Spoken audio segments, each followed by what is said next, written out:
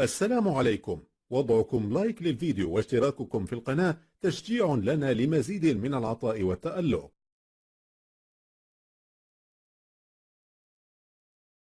Seulement une chose, c'est qu'une grande partie de l'argent qui est dans notre porte-monnaie vient précisément de l'exploitation depuis des siècles de l'Afrique. Pas uniquement, mais beaucoup viennent de l'exploitation de l'Afrique. One thing that keeps me puzzled, despite having studied finance and economics at the world's best universities, the following question remains unanswered.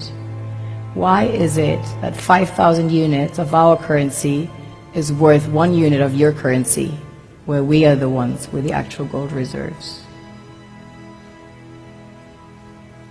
It's quite evident that the aid is in fact not coming from the West to Africa, but from Africa to the Western world. The Western world depends on Africa in every possible way, since alternative resources are scarce out here. So how does the West ensure that the free aid keeps coming? By systematically destabilizing the wealthiest African nations and their systems, and all that backed by huge PR campaigns, leaving the entire world under the impression that Africa is poor and dying and merely surviving on the mercy of the West. Well done, Oxfam, UNICEF, Red Cross, Life Aid, and all the other organizations that continuously run multi-million-dollar advertisement campaigns depicting charity porn to sustain that image of Africa globally.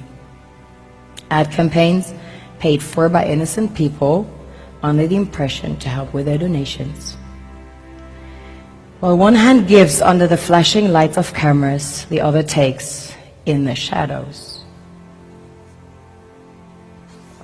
We all know the dollar is worthless, while the euro is merely charged with German intellect and technology, and maybe some Italian pasta.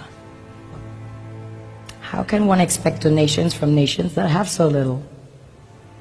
It's super sweet of you to come with your colored paper in exchange for our gold and diamonds. But instead, you should come empty-handed, filled with integrity and honor. We want to share with you our wealth and invite you to share with us. The perception is that a healthy and striving Africa would not disperse its resources as freely and cheaply, which is logical. Of course, it would instead sell its resources at world market prices, which in turn would destabilize and weaken Western economies, established on the post-colonial free meal system. Last year, the IMF reports that 6 out of 10 of the world's fastest growing economies are in Africa, measured by their GDP growth. The French Treasury, for example, is receiving about $500 billion year in, year out, foreign exchange reserves from African countries based on colonial debt they forced them to pay. This is what happens in the human world, the world we have created.